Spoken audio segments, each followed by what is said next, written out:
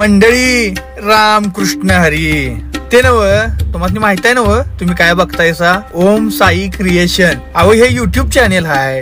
हे महाराष्ट्रातलं एकमेव युट्यूब चॅनेल आहे जे सगळ्या वारकरी विचारधारा घरोघरी पोहोचवण्याचं काम करतय. अहो मग बघताय काय आपली वारकरी विचारधारा पोहोचवणार हे चॅनेल तुम्ही सबस्क्राईब कराय नको होय. समचरण सरोजम चांदणीला उदालम जगननीत पानिम मंडनम मंडनानाम तरुण तुलसीमाला कंदनम कंजनेत्रम सदैवहासं विठ्ठलं चिन्तयामि पांडुरंगकरू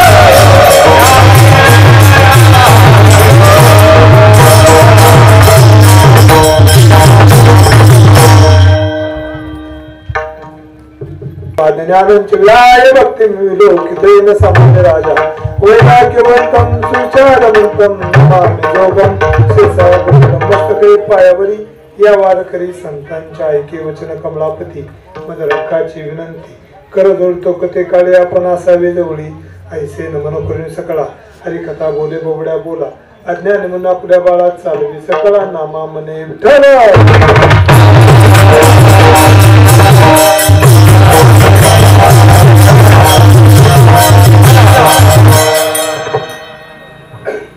नको नको मला गुंतू माया जाळी नको नको मला गुंतू माया जाळी काळाला जवळी ग्रासावया काळाची उडी पडेल बा जेव्हा सोडविना तेव्हा माय बापा.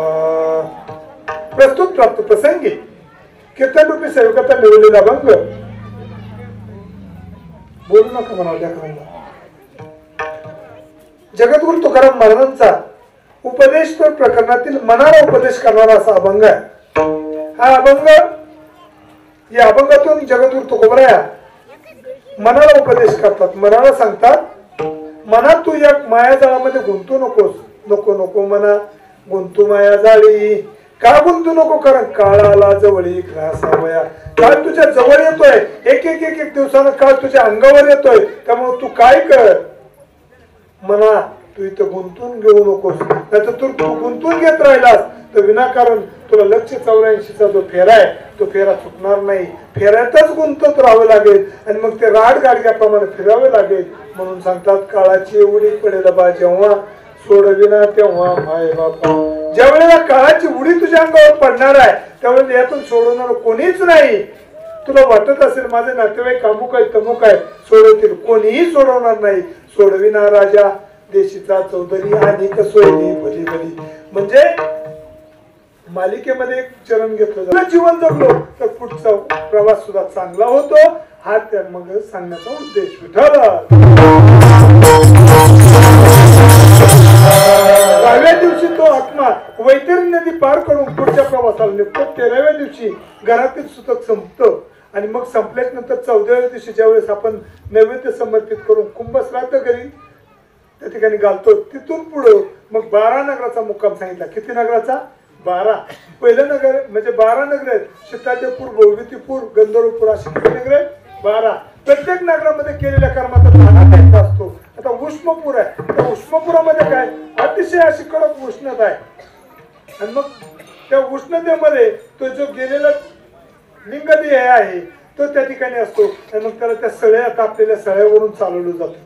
तो म्हणतो मला इथून चालवतं, बाकीच्यांना कमी जास्त, मग ज्याचं तुझं कर्म आहे त्याच्यानुसार चालवलं जातं. मग तो म्हणतो माझ्या पायात जोडे नाहीत, याच्या पायात जोडे का? ते दूध सांगतात, बाबा तो लोकाला जोडे देत आला, लोकांचे कीर्तनाला गेले, जोडे चपला चोरून नेल्या, तू कुणाला दान नाही दिल्या, मग आता तुला कसं काय मिळतील? मग आपण इथं जे प्रथम पुण्यस्मरणाला आपण दान करतो, छत्री, चपला, कपडे, त्याच्या मागचा उद्देश तोच आहे. कारण आपल्या जे पितर गेले त्यांना ते प्राप्त व्हावे याच्यासाठी हा विधी करायचा आहे. आणि मग त्या ठिकाणी मग त्याच्या पद्धतीनं ते नदी माझी चालविती वरी मारती यमदंड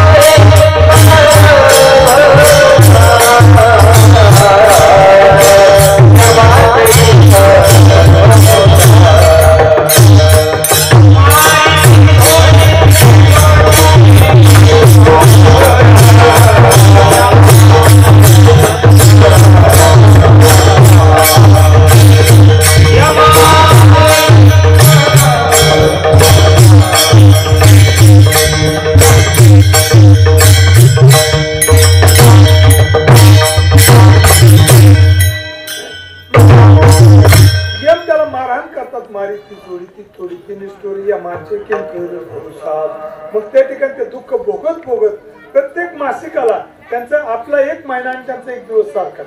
या पद्धतीनं त्या ठिकाणी आपण इथं नैवेद्य समर्पित केला, घरावर एक नैवेद्य दाखवायचा असतो प्रत्येक मासिकाला. नदीत 1, पाण्यात 1 सोडायचा, 1 गायला द्यायचा आणि 1 घरावर ठेवायचा. असे 3 नैवेद्य समर्पित केले की त्यांना तो प्राप्त होतात आणि तो पुढच्या प्रवासाला तो आत्मा निघतो. अशा पद्धतीने 12वं नगर आहे यमपूर. त्या यमपुराला 4 दरवाजे आहेत. पहिला दरवाजा उत्तर दरवाजा, तो संत साधू मुनींचा आहे. संत साधू मुनी त्या ठिकाणी जात असतात. मग यम खाली मान घालून उभा असतो, म्हणजे त्यांच्या पायावर लोळणी घेतो. श्री संतांची माता चरणावरी साष्टांग करी दंडवत याप्रमाणे त्यांच्या पायावर लोळणी घेतो. दुसरा दरवाजा पूर्वद्वार. त्या पूर्वद्वारामध्ये यम असा खाली मान घालून उभा असतो. ज्यांनी पुण्यही केलेलं नाही आणि पापही केलेलं नाही त्यांचा दरवाजा कोणता? फक्त पुण्यकर्माचा दरवाजा, पूर्व दरवाजा. मग तिथं तो काही करत नाही. ज्यांनी पुण्य केलं नाही, पाप केलं नाही यांचा दरवाजा पश्चिम द्वार. तर पश्चिम द्वारामध्ये तो रागानं लालबुंद झालेला आहे.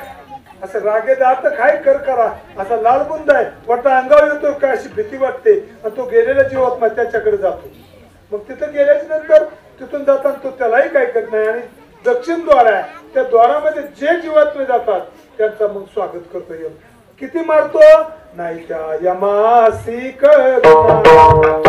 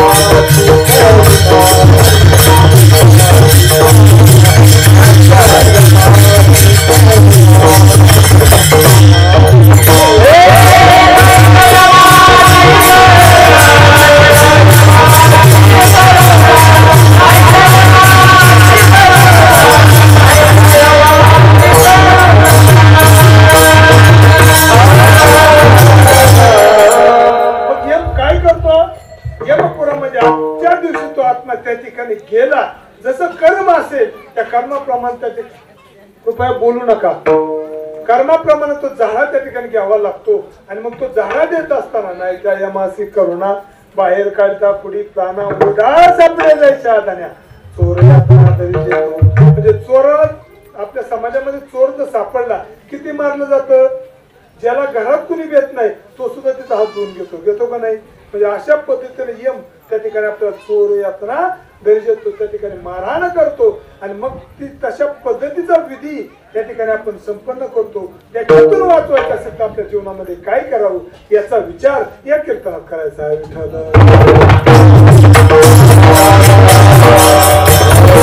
हा विचार करत असताना विचाराचं ज्ञान फक्त जगद्गुरु तुकोबारायांना म्हणजे संतांना.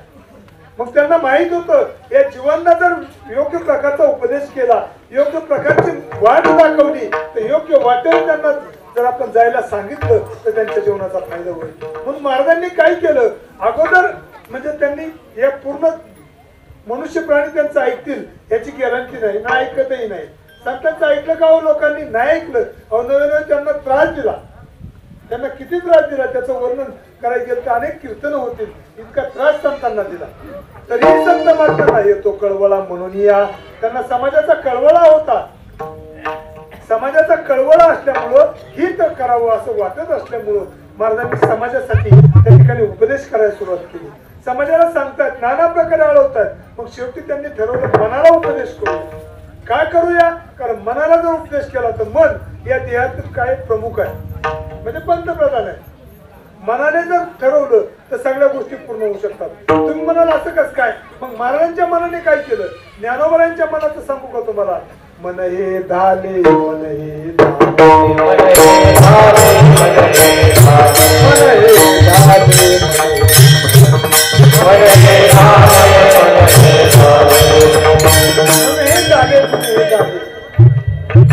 मन धालं मन धावलं. कुठं धावलं? पांडुरंग परमात्म्या जवळ धावलं.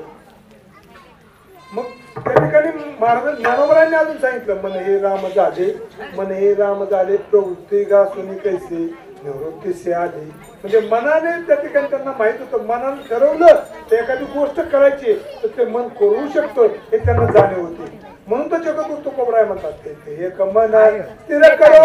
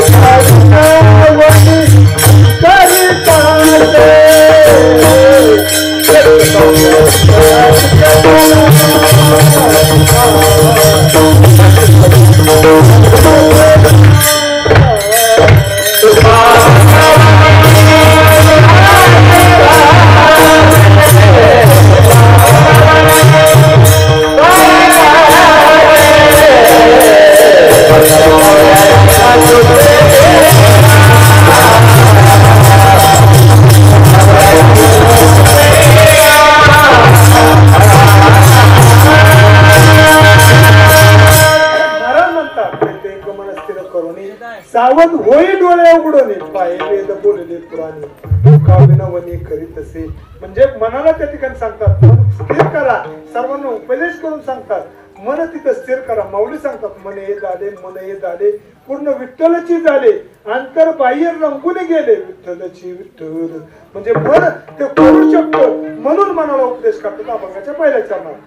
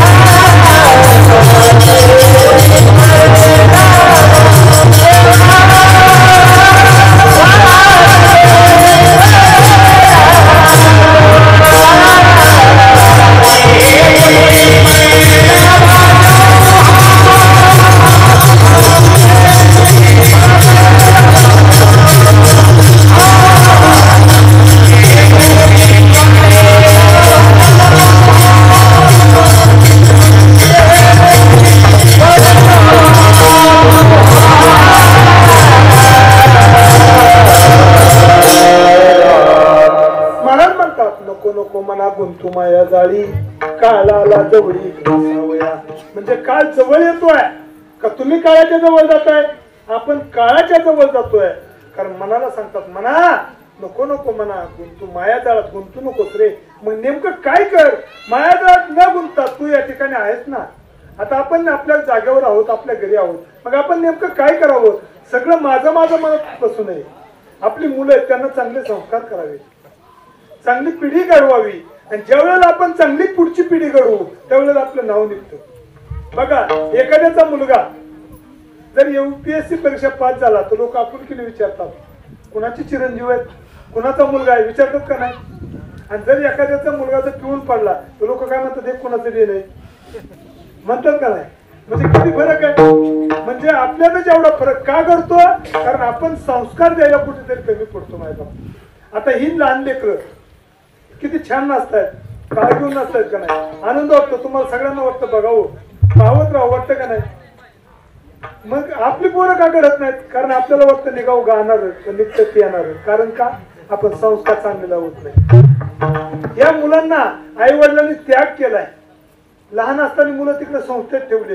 ते महाराज लोक सुद्धा आपल्या मुलासारखे त्यांना जीव लावतायत तेव्हा ते राहतायत. एवढी सोपी गोष्ट नाही, कारण मी ते अनुभवलंय.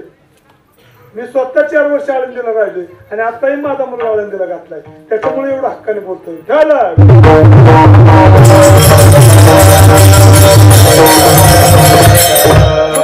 संस्कार लावले तुम्हाला एवढंच सांगतो. आता हे टाळकरी झाले, नाही पैसे कमवू द्या, थोडेफार कमवतील, नाही असं नाही. मग जगापुरतं कमवतो टाळकरी, कमी नाही पडत.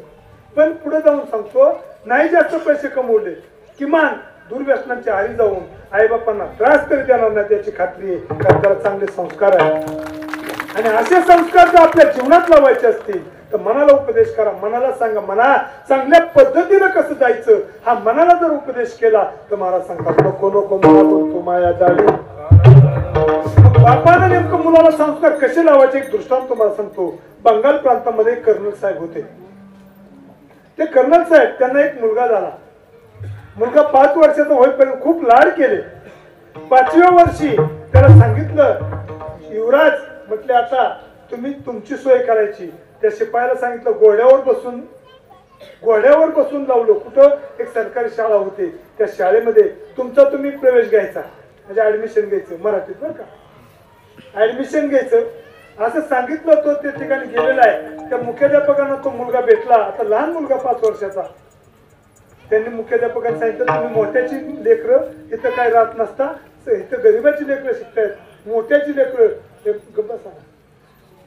त्या ठिकाणी गरीबाची लेकरांची शाळा आहे, सरकारी शाळा आहे, तुम्ही काय इकडं नको म्हणले. आणि मग त्या मुलाला तो घोडाही निघून गेला, तो सेवक निघून आला. आता तो मुलगा त्या प्रवेशद्वारामध्ये शाळेच्या गेटमध्ये तिथंच बसून राहिला. 5 वाजल्या. त्या मुख्याध्यापकाने पाहिलं, म्हणजे अरे मुलं तू का घरी गेला नाही? नाही म्हणजे मला वडिलांनी सांगितले इथं प्रवेश घेतला तरच घरी येण्यात येऊ नको. आणि मग मुख्याध्यापकांचं अंतकरण, वडिलांचं अंतकरण होतं ते द्रावलं. त्यांनी त्याला ऍडमिशन दिलं.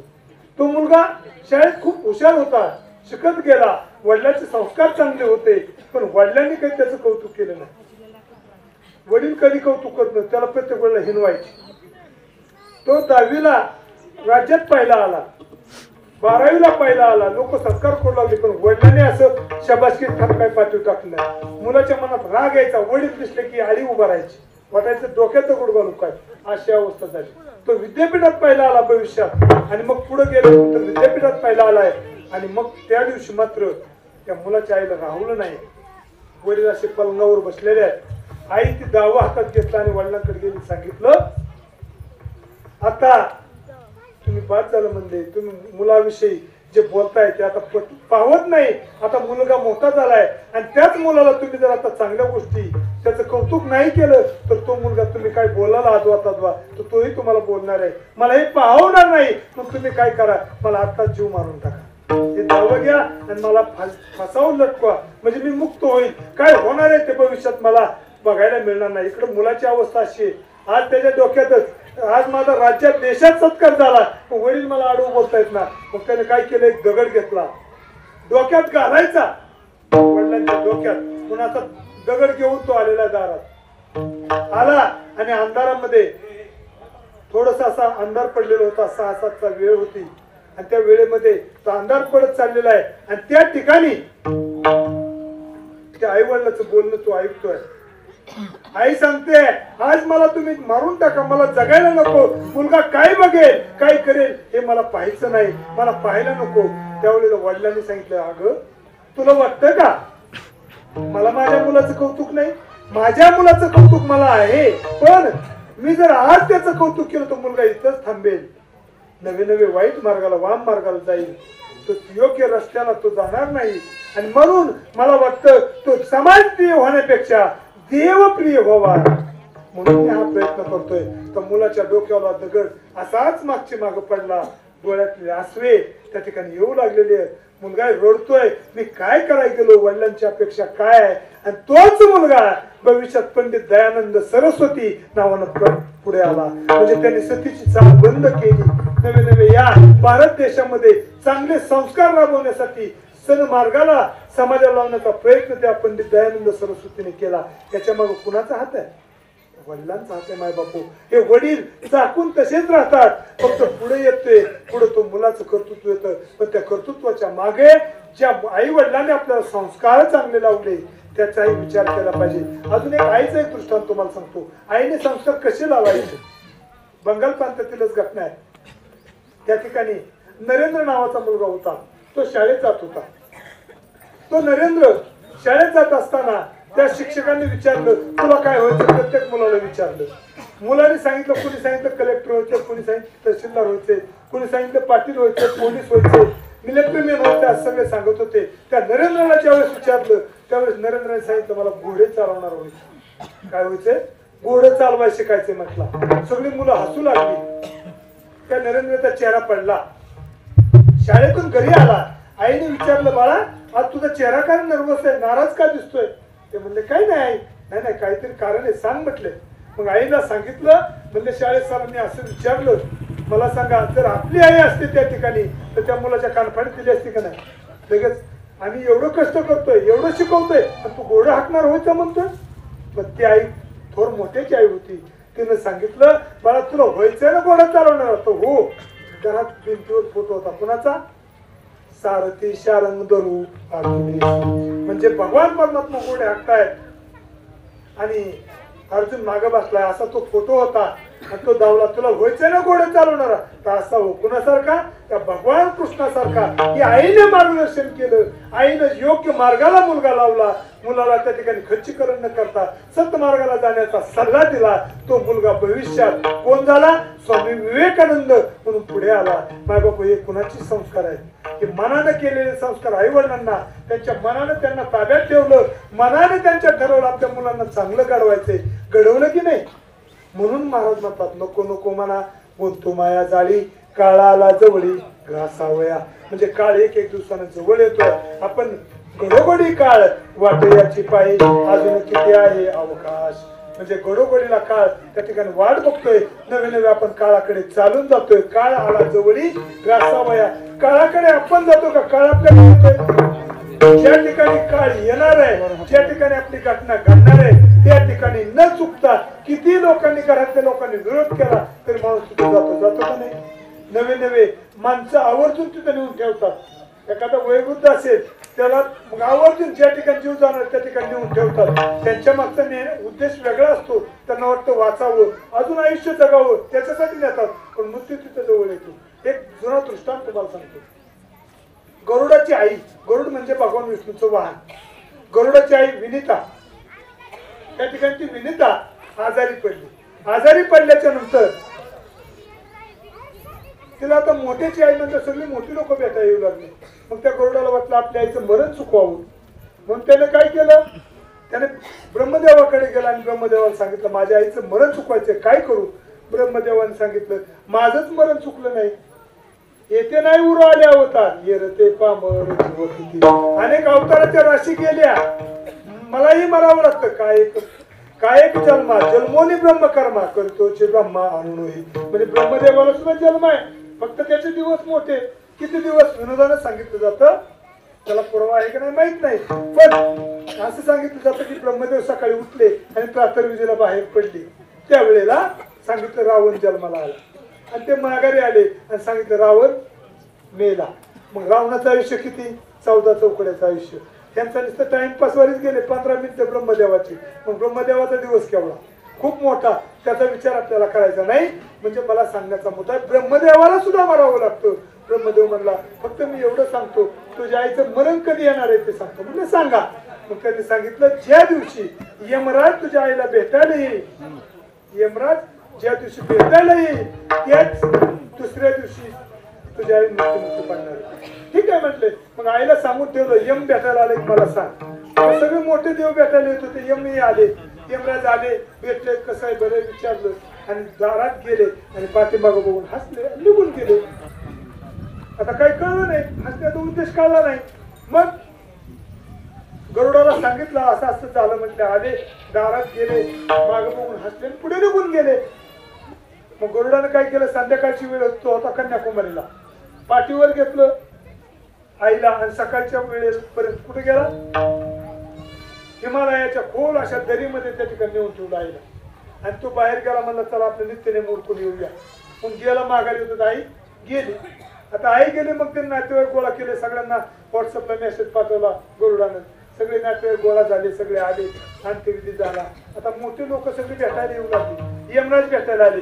त्यावेळेला यमाला विचारलं कुणी? गरुडाने. म्हणजे माझ्या आईला तुम्ही भेटायला आल का? म्हणजे हो आलतो. मग त्यावेळेला तुम्ही दारात जाऊन मागं बघून हसलो होता का? हसलो होतो. ते म्हणजे काय नाही, सहज हसलो होतो. त्यावेळेला गरुडाने सांगितलं मोठी माणसं सहज हसत नसतात, आणि जी सहज असतात ती आमच्यासारखी विकाबाळी असतात, ती मोठी होत नसतात. मग म्हणजे मोठं तुम्ही हसलाच का? त्यावेळेला सांगितलं हसायचं कारण असं, जास्त काय नाही. म्हटले फक्त माझ्या लक्षात आलं तुझ्या आईचा मृत्यू हिमालयातील खोल दरीत आहे. आणि मग मला वाटलं आता इथून कन्याकुमारीहून 1500 म्हणजे 2-2,500 किलोमीटर इतक्याला कोण देणार? मग माझ्या लक्षात आलं तिचाच मुलगा तिला तिथे निघून देणार आणि आपण तिला घेऊन जाणार. ते हसायला आलो, याचा हसायला आलं. म्हटले मग गरुड म्हणणारा जर नसतं आणलं तर म्हणजे नेलीच नसती. आपण तसंच करतो का नाही? बळे बांधून या देते काळा हाती, म्हणजे काळाच्या तावडीत बळच बांधून देतो का नाही? म्हातारा बघा एखादं म्हणतो नका मला दवाखान्यात राहू द्या मला. नाही दवाखान्याशिवाय उलगाडतं का? नेतात आणि तिथंच जाऊन बोलतो. आताची गोष्ट सोडा, कोरोनाच्या काळात बघा अनेक वयोवृद्ध झालेली माणसं बळच घरच्यांनी दवाखान्यात नेली अशीच नेली, घरी सुद्धा नाही.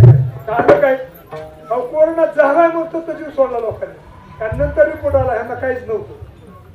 म्हणजे अशी अवस्था आपण करतो. म्हणतात नको नको म्हणा, गुंतू माया झाली, काळा आला जवळी घासावया. जसा काळ जवळ येतोय, कारण काळ जवळ येतोय याची जाणीव तुम्हाला होते. तुम्हाला आम्हाला ज्ञानोबांनी एक सोपा मार्ग सांगितला, काळ कधी येणार आहे याची जाणीव करून दिली बरं का. आपल्याला 9 दिवस अगोदर मृत्यू कळतो. किती दिवस? 9 दिवस अगोदर. डोळ्यात बोट घालायचे, कानात बोट घालायचे, कानी बोटे घालून या मोठाले ते दिवस नाही ऐकता जाणारे. 9 दिवस कानात बोट घालायचे. प्रतिध्वनी ऐका यायचा बंद झाला की 9व्या दिवशी मृत्यू. कितव्या दिवशी? 9व्या दिवशी.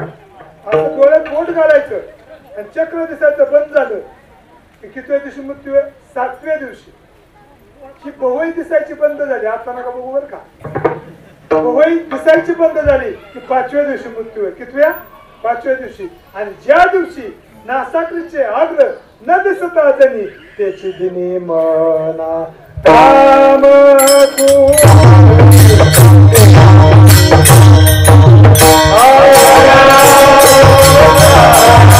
त्यावेळेला मृत्यू करतो.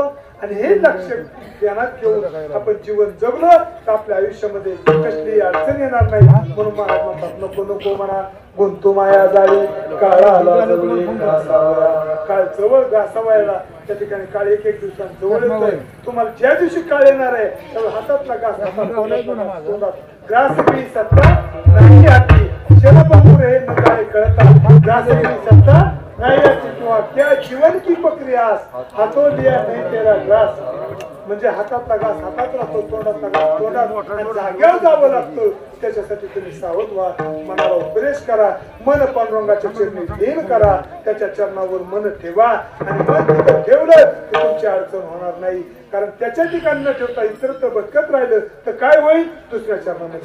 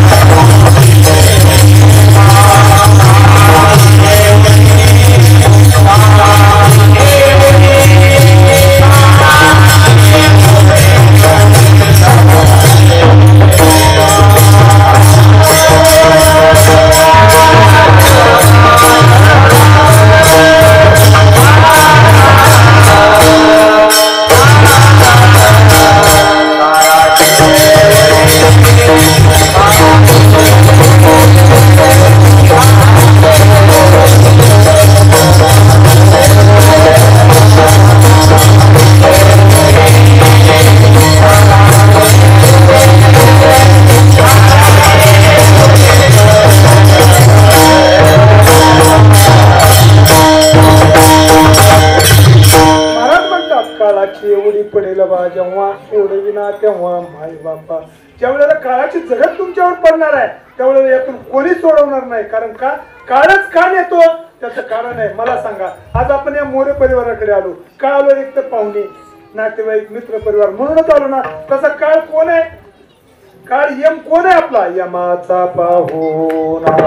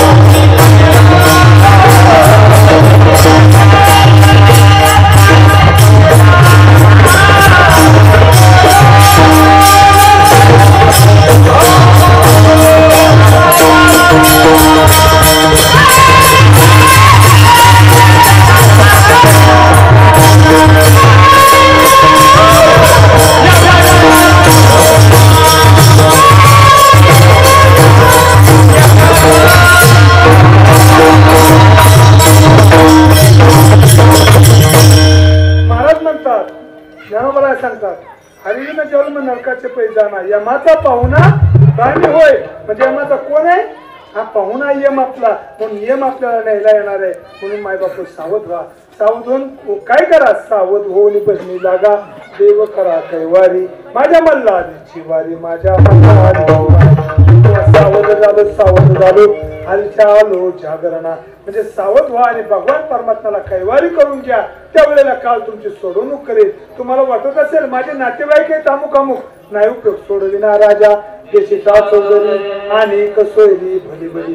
या देशाचे राष्ट्रपती पंतप्रधान नातेवाईक आहेत. त्यांना मरण चुकलं नाही, तुम्हाला चुकेल का? मला सांगा, 1984 ची गोष्ट आहे. या देशाच्या पंतप्रधान होत्या इंदिरा गांधी. इंदिरा गांधींना ओडिसा राज्यामध्ये भाषण चालू होतं मृत्यूच्या अगोदर एक दिवस. आणि देशाचा आपला प्रोटोकॉल आहे, प्रमुखांनी लिहून दिलेलं भाषण वाचायचं हा प्रोटोकॉल आहे. त्याप्रमाणे ते भाषण वाचत होत्या. आणि वाचता वाचता त्या अचानक बंद झाल्या वाचायच्या आणि मनाचं बोलू लागल्या. आजचा दिवस पाहिला, उद्याचा दिवस पाहिल का नाही गॅरंटी नाही. सूर्योदय पाहिल का नाही सांगता येत नाही. म्हणजे अशी अवस्था आहे असं ते बोलू लागले. का बोलतात काय कुणाला कळेना. आणि त्यावेळेला मग रात्रीच्या वेळेला विमान उड्डाण केलं. ओडिसावरून कुठं आल्या? भुवनेश्वरवरून दिल्लीत आल्या. सकाळच्या वेळेला त्या ठिकाणी पहाटेच त्या ठिकाणी मॉर्निंग वॉक करत असताना त्यांना गोळ्या घातल्या. मला सांगा, जाणीव झाली का? मृत्यूची जाणीव झाली, पण मृत्यू काही करता आलं का? जर काही करता आलं असतं आजपर्यंत पंतप्रधान तीच बाई राहिली असते. एवढी डॅशिंग होती. म्हणजे मला सांगण्याचा मुद्दा आहे, काय त्यांनाही काय करत नाही. या देशाचे राष्ट्रपती होते ज्ञानी जैल सिंग. पदावर असताना बेटी अंतरनावरचा चहा त्यांना आलाय आणि ते बाथरूम मध्ये गेले, तिथंच गेली. म्हणजे अशी सगळी माणसं गेली. म्हणजे सत्तावन्नाही मरावं लागतं. ज्ञानवान एक डॉक्टर होते, डॉक्टर नितू मांडके, खूप विद्वान होते. हृदयरोगाचे अनेक त्या ठिकाणी रुग्ण त्यांनी नीट केले, पण त्यांना सुद्धा हृदयविकारानं जावं लागलं. सुट्टी का तिथं? ज्ञानवान धनवान जर घेतला तर आता तो सोडा छटछुट. ज्याच्या घराची घरच वाण्याची होते असा राजा रावण, त्याला सुद्धा जावं लागलं का नाही? त्याला सुद्धा मारावं लागलं. सोडविना राजा देशीचा चौधरी आणि कसोयरी सोडविना बंधू पाठीची बहीण शेजेची कामी न दूर आहे. म्हणजे काळाची एवढी पडेल बा जेव्हा सोडविना तेव्हा भाई बापा. त्यावेळेला कोणी सोडणार नाही. सोडवणार कोण आहे? तो का म्हणे तुझं सोडविना कोणी एका चक्रपाणी वाचून या. त्या भगवान परमात्म्याशिवाय तुम्हाला यातून सोडवणार कोणी नाही. म्हणून काय करा? त्या भगवान परमात्म्याला तुम्ही शरण जावं.